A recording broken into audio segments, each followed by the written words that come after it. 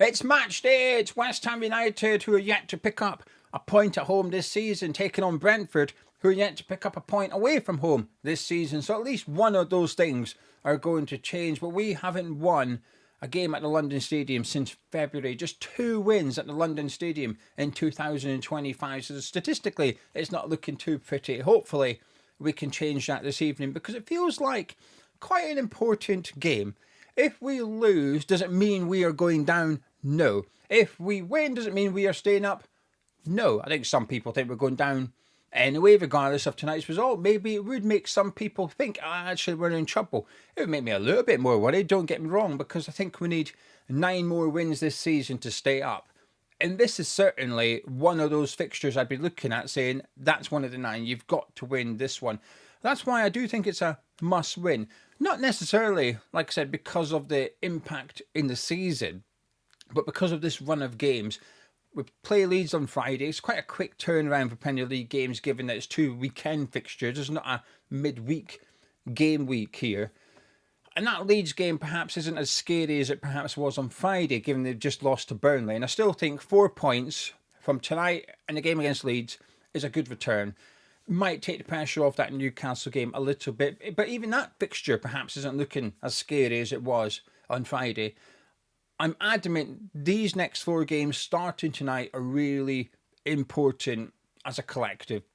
It gives us confidence, hopefully it'll give us a bit of momentum, because ultimately, even if we do win tonight, we go 18th. We're in danger of a little bit of a gap starting to appear. I mean, you don't want that. You don't want to be chasing a pack after just 8 games played. So I think it's important that we win tonight's game. I'll be honest with you, I'm feeling a little bit nervous actually, considering it's just the 8th game of the season. I feel a bit silly for feeling like this. My brain is saying, what are you on about, man? Stop it. It's 8 games in. There's still 30 left, but I can't shake it. I can't shake this feeling of nerves. When I was watching the football over the weekend, I was thinking, God, I hope we win on Monday. Sometimes I can switch off and forget about West Ham, just watch the game I'm watching. Sometimes I can watch it thinking, hey, this is good for West Ham.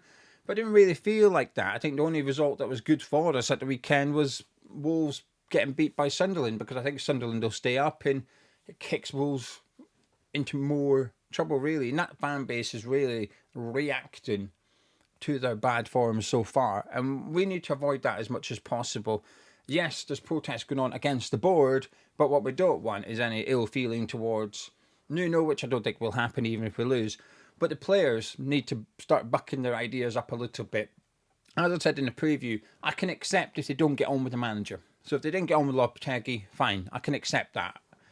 But then if they didn't get on with Potter, okay, 2's getting a little bit iffy. I'm starting to get a bit suspicious now. But if they start not getting on with Nuno as well and start not performing under Nuno, 3 managers, I'm starting to blame the players even more. So I think they've got off with it a little bit.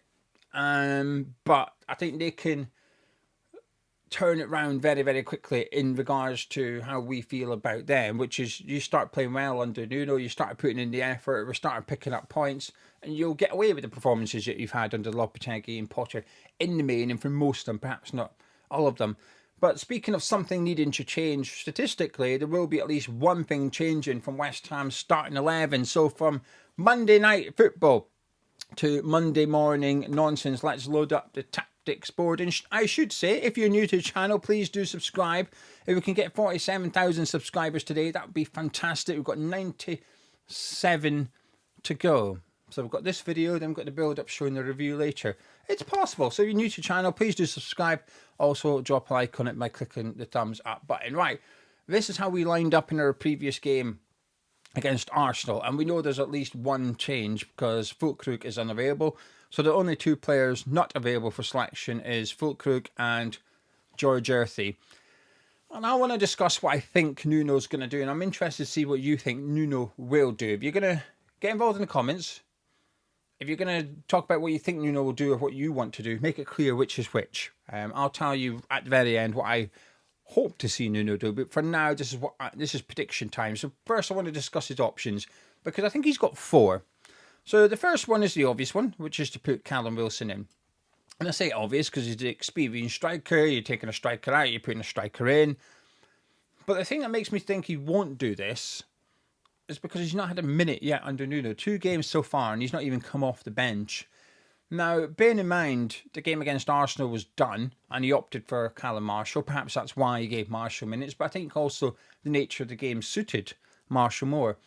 But I will be honest, against Everton, I was wanting to see Callum Wilson come on the last 10, 15, 20 minutes, because I thought Fullkrug was struggling anyway, but I thought he was looking fatigued, and I thought Wilson would have been a good sub to make, but Nuno didn't opt for him, which is interesting. But the one thing that Wilson has that's advantageous over Callum Marshall in this regard is that he wasn't away during the international break. So Nuno's had him on the training ground for a couple of weeks now, and that's a very, very long time. Plus, you had Somerville there as well. So if you're Nuno, you're going to try and work on as much as you can ahead of this game.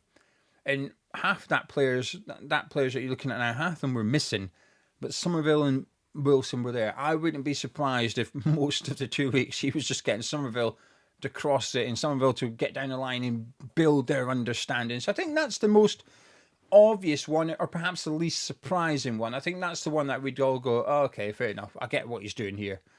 And I think it would give Wilson an opportunity. His next option I want to discuss is Callum Marshall, putting a youngster in. Obviously came off the bench against Arsenal. Is this the right game? What is? You could be waiting all season for the right game for Callum Marshall and still not have one. I don't think there is anymore. I think all teams are good in the Premier League. You know, if Marshall starts, he's up against a very good centre-back in Nathan Collins, and you've got Van den Berg there as well, who's also not a bad centre-back in the Premier League.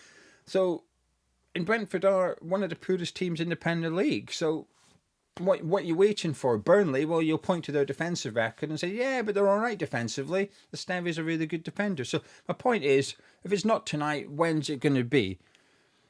It is a little bit of a gamble, but you're putting a square peg in a square hole. I don't think it's alarming if you start Callum Marshall tonight. Plus, if he was just, that was the only change, you look at the players around him. He's got a lot of experience around him. He's got hopefully a lot of creativity around him as well. And you know, this is what I've said in previews. What's the absolute worst that can happen with Callum Marshall? That he goes out there, he gives 100%, he chases absolutely everything, but he just doesn't get a break. His first touch perhaps isn't good. Maybe he gets a chance and misses it. And at half-time, you've got to take him off. That's the worst case. So the absolute worst case scenario, you're going to get 100% effort from him. You know his attitude's going to be spot on. And I think when you're in games like this, let's just call it a 6-pointer very loosely, you need all 11 players to be on board. You need them all to be on the same page. You need them all to be given 100% effort. You know you're going to get that from Marshall. He can cover a lot more ground than Callum Wilson can do, and that's for sure. He will be able to get out into the channels. He will be able to come out here. If Bowen finds himself central for whatever reason, you know Marshall can come out here and cover for him. We've seen it. If you watch him play for the under-18s, he would get out there and he would cover whoever he had to. Often he was doing a role like this because Mubama was the central man. So he was playing slightly wider. So whatever reason, Bowen's over there, you know he's going to get in. That's not something you can say about Callum Wilson because he can't. He's unable to start chasing the left back down the line. So I think Marshall, it wouldn't surprise me if he started. It would a little bit, I suppose, but I think that's a realistic option for this evening.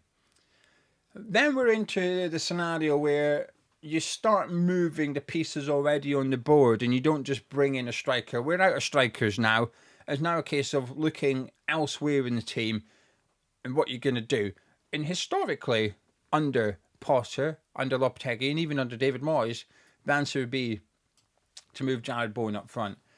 Now, it's not something I'm keen on because I think his best position is out here. However, one thing I will concede is I don't feel like we've seen the best of Bowen even out there for a little while. He is chipping in with the goals, certainly, but I think he'll chip in with the goals whether he's there or there. I think he'll get goals. But he's not been at his best yet. However, it's only 2 games under Nuno, and one of them was against Arsenal, so I'm willing to just completely write that one off and say, bad fixture, do not judge anyone. So I'd prefer him to stay out here, but we're talking about what we think Nuno will do. And there must be a bit of a temptation to put Bowen up front. And if so, the question is, what do you do? Do you bring in Guilherme because he's the natural player to bring in, and he's possibly the only player you can bring in? We're a little bit light in regards to attackers. Or do you move Paqueta a little bit further up, try and play him out on the right? Do you put Fernandes out on the right and Paqueta in the 10, and then you bring someone else into midfield, which I'm going to discuss in a second. The other option is to leave Bowen where he is and put Paqueta down the middle. Call it a false nine, whatever you want to call it. We've seen him play there before. He does all right there. I don't think he's the worst candidate to put there. I think his hold-up play is okay. It's just that you wouldn't necessarily call him clinical. He doesn't have the movement of a striker. And I think when he plays this role, you can tell he's not a striker. Against Spurs, I think he played that role, if I remember correctly. And these two in particular were linking up really well, Somerville and Juve. And the ball was getting crossed in a lot. He just wasn't there. Or if he wasn't in the right place. He'd be here. And we were getting plenty of opportunity to get the ball in the box against Spurs. We were just missing that striker, and I still think today, if we had that striker in the box, maybe we would have taken the lead against Tottenham, because we created enough half chances. And tonight, if we are going to create half chances, we've got to take them. Is this the player you wanted to fall to? Probably not. I think I'd possibly prefer one of the other three, Bowen, Marshall or Wilson. The other two are strikers, and then you've got Bowen, clinical. But he scored a few goals this season, got an assist with Brazil during the international break, so statistically he's on form. And I think I've been disappointed by his performances in midfield. So getting him out of there might not be the worst thing. So if you were to move Paqueta up front or move Bowen up front and say move Fernandes into that right wing position, I think what it does is it unlocks an opportunity for Nuno to perhaps address something he's concerned about. And that is to bring in Tomas Soucek. Now, Nuno has spoken about how we need to be better at defending set pieces. And I think ahead of the Brentford game, it's a fair comment to make. They've only scored one goal from a set piece this season, Brentford. The same amount of goals from set pieces as we've scored. In fact, only Manchester City, surprisingly, haven't scored from a set piece yet this season. So you might look at it and go, they've only scored once, but they are dangerous and they are very consistent with it. If they get a throw in and around this area, let me just use Hermansen. Well, I'll put him over here. He's shooting towards Areola now. This is Coyote. He will throw it from here. Brentford take their long throws from near enough on the halfway line. So anytime there's a throw in our half, they will go for the long throw and they will launch it. And it is a bloody good long throw. Listen, long throws can be good and long throws can be bad. Let's make no mistake about it. We've always been terrible. I still remember being at the Etihad, that game when it was snowing. And at half-time, there was a longer period of half-time because they had to clear the pitch of the snow. And I seen Michael Antonio take his gloves off, throw his gloves down, go take a long throw, hit the first man, and Man City counter-attack. We've never been great at long throws. Some teams in Premier League do it, and they're not that great. I don't want to see Juve do a long throw, put it like that. I barely want to see him do a normal throw, and he's not very good at them. But Brentford are straight in, landing in front of your goalkeeper, so that's a worry. And if you were to say, forget everything, right, just answer this question, forget all the context. Who is West Ham's best player at defending set pieces? It's Tomas Soucek. Who's West Ham's best player in the air? It's Tomas Soucek. Who's West Ham's biggest threat at set pieces? It's Tomas Soucek. And I think, maybe not this game, but going forward, I think we're going to see, 30-something% possession football under Nuno, and so set pieces you're going to want to capitalise on as much as you can. I think Nuno, I have a suspicion, I've got no evidence because he's been suspended for the 2 games. I have a suspicion Nuno's going to want to get Soucek in the team. I think he'll look at him as someone that's going to contribute in this box defensively and in this box offensively at set pieces for both ways. And with Fullkrug out, while he may not be a miss, one thing I do think he was good at was helping defend those set pieces. Against Everton, against Arsenal, quite often he was the one getting his head on it with the absence of Soucek. And I do wonder if Nuno's going to be looking at his team. And let's just look at the team here. Let's just say he put in Marshall. And for what it's worth, this is the team I would start with, okay? This is the team I would start with. But let's say he went with that. Who's good in the air? No. He's good at scoring headers, but that's it. He's not the worst in the air. Paqueta, I think he's underrated. Fernandes, no. Magassa, I don't know him pre-West Ham, but what I do know is since he's been here, he's contested 3 aerial duels and lost all 3. Diouf, no, not really. Kilman, no, kind of. I don't think he's great in the air, but statistically, he wins like 80% of his aerial duels, so he's better than I give him credit for. Mapanas, I think, is excellent in there. Wan-Bissaka, when he doesn't switch off, maybe. So we've got maybe 2 or 3 players capable. I think Nuno, and this, again, back to prediction mode, I think Nuno will try and get Soucek in the team. And one thing I will say is I still think, if that wasn't the lineup, who do you think scores for West Ham? You'll probably say Bowen. If I say no, it wasn't Bowen, who do you think? You'll probably say Soucek. He still carries a big threat. And one thing I will say is if we do start Tomas Soucek tonight, I think it's important he's got one of these 2 players next to him. I don't want to see Soucek next to Fernandes. I think defensively we would get ripped apart. I think if we... Sorry, let me just get these out of the way. If we played with this team, for example, I think we'd get ripped apart in the middle of the pitch. I just them 2 just offers zero protection for that defence, and it's not something I associate with Nuno, that sort of risk taking. I think he will always make sure that defensively we are quite solid. So I think if you're going to have Soucek, I think you've got to have one of those 2. If people want Magassa, I get it. I don't mind what I've seen so far. People would prefer to switch to Potts. I also get it. I think this might be a good game for Potts. I think his distribution on the ball so far I've been quite impressed with. I think he's quite quick. I think he receives it on the half turn. I like the way that he moves his body when he's shaping up to pass it. It's difficult to read where he passes it. Some players can be quite obvious. He's going to just give it to Bowen, but actually sometimes he gets it and it looks like he's going to give it to Bowen. He'll pop it into Fernandes. So I do actually like a lot that Freddie Potts is showing in glimpses so far. And again, I go back to, if you're not going to do it against Brentford, when are you going to do it? And if I understand why perhaps we don't want to start Marshall and Potts, but if he does go with Paqueta and that false 9, it might be a good opportunity to bring Potts in for this one. That's what I think Nuno will do. Prediction, actually, this is my final prediction. This is what I think Nuno is going to do. I have no evidence as to why I think he'll do this. The reason I think he's going to do this is because he's spoke a lot about defending set pieces and the need to improve those.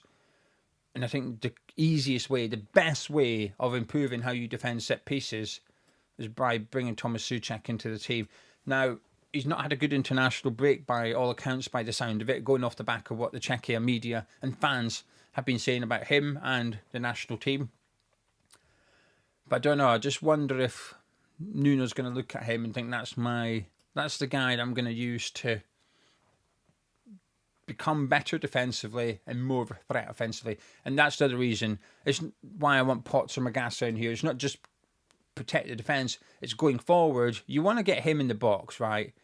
And I think if you play him next to Fernandes, he's not going to be able to. Fernandes is going to be the one that goes forward and it sort of leaves Soucek a little bit stuck. But put Potts and Magassa next to him, he can get forward. Fernandes won't really crash the box per se. He'll stay outside it. Get Somerville and Bowen into the box. You get Wan-Bissaka down the line. You get Diouf down the line.